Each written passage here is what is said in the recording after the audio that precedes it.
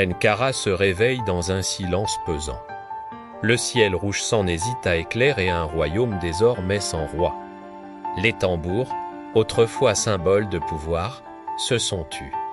Seul le murmure du vent dans les palmiers et le balai des femmes dans les rues troublent la quiétude de l'aube. La nuit du soulèvement a laissé des traces, une poussière de changement et d'incertitude. Au cœur du palais, dans une cellule sobre, le général Condom Bell a trouvé refuge. Sans garde, sans chaîne. C'est lui qui a choisi cet isolement. Pour la première fois, a-t-il dit, « Je veux sentir le poids de mes fautes sans un trône pour les porter », ces mots résonnent comme un aveu. Une confession tardive face à son propre reflet. Dehors, la nation est fracturée. La colère gronde, la vengeance est réclamée par certains, tandis que d'autres, perdus comme des orphelins, ne savent plus quoi espérer. C'est un peuple à la croisée des chemins, oscillant entre le désir de justice et la peur de l'inconnu. Sur la place centrale, là où tout a basculé, se tient Malo Junior. Le tambour de son père, lourd de sens, repose entre ses mains. Ses yeux contemplent les ruines du grand palais, symbole d'un pouvoir déchu. C'est alors qu'une silhouette familière s'approche. Mama Yaya, l'ancienne conteuse du village. Ses yeux, profonds comme des puits de sagesse, semblent percer les secrets de l'âme humaine. Le trône est tombé, petit, dit-elle d'une voix douce et grave, mais la poussière. Elle reste longtemps dans l'air, Malo la regarde, perplexe. Tu veux dire que la guerre n'est pas finie. Mama Yaya hoche la tête, un sourire triste aux lèvres. La vraie guerre commence maintenant, celle contre la mémoire. Les hommes oublient vite. Et c'est ainsi que les monstres renaissent. Ces paroles sont un avertissement. Une prophétie qui plane sur l'avenir fragile d'Ankara, la chute d'un tyran n'est que le premier chapitre. La véritable épreuve est de construire sur ces cendres sans répéter les erreurs du passé. La mémoire est une arme, et l'oubli, le terreau de la tyrannie. Plus tard, la porte de la cellule de Condom Bell s'ouvre. Un seul visiteur, Malo Junior. Le jeune garçon entre, le cœur battant à tout rompre. Face à lui, l'homme qui a causé tant de souffrances. Le dictateur, soudainement vieilleux, brisé, lève lentement la tête. « Tu es venu pour me juger », demande-t-il d'une voix rauque. La réponse de Malo est simple, désarmante. Non, pour comprendre, un long silence s'installe, plus lourd que toutes les paroles. Le général soupire, son regard se perd sur ses mains abîmées, celles qui ont signé tant de décrets, causé tant de larmes. Quand j'ai pris le pouvoir, commence Kondo, j'étais jeune, comme toi, j'ai cru que la force pouvait sauver un pays. Je pensais que l'ordre, imposé par le fer, était la seule voie. Mais la peur ne construit rien, elle ne fait que dévorer. Elle dévore les âmes, les espoirs. Jusqu'à ce qu'il ne reste plus rien qu'un désert de silence, il marque une pause, comme s'il revivait chaque erreur. Si j'avais écouté la voix du peuple plus tôt. Si j'avais entendu la mélodie de ton père au lieu de la craindre. Peut-être qu'il serait encore en vie.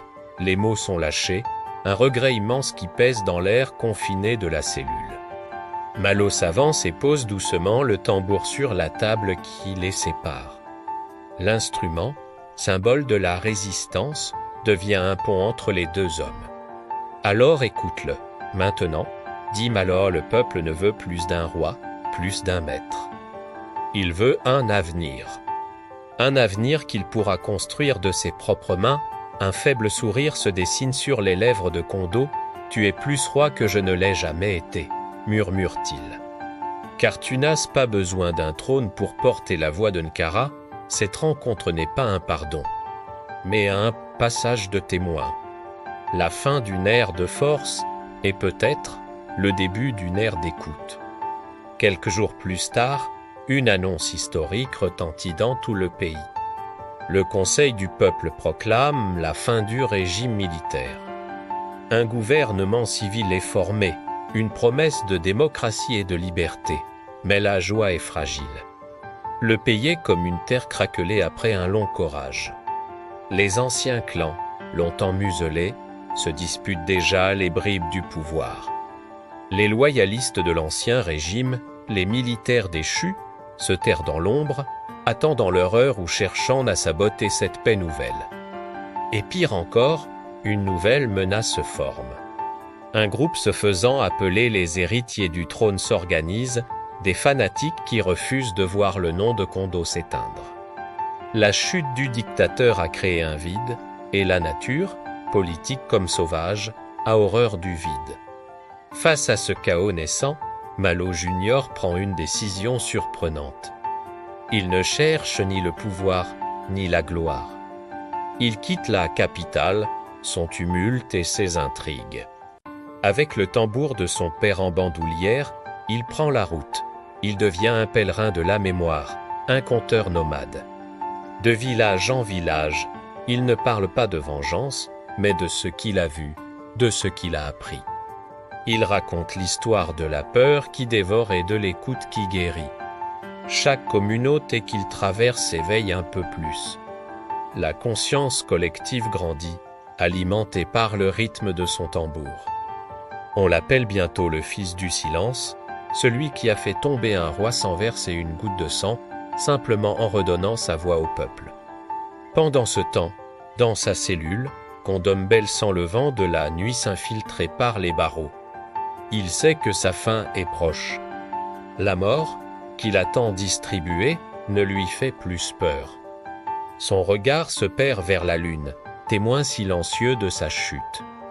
Dans un dernier souffle, il murmure un vœu, une prière pour la nation qu'il a tant aimée et tant abîmée, qu'Ankara vive.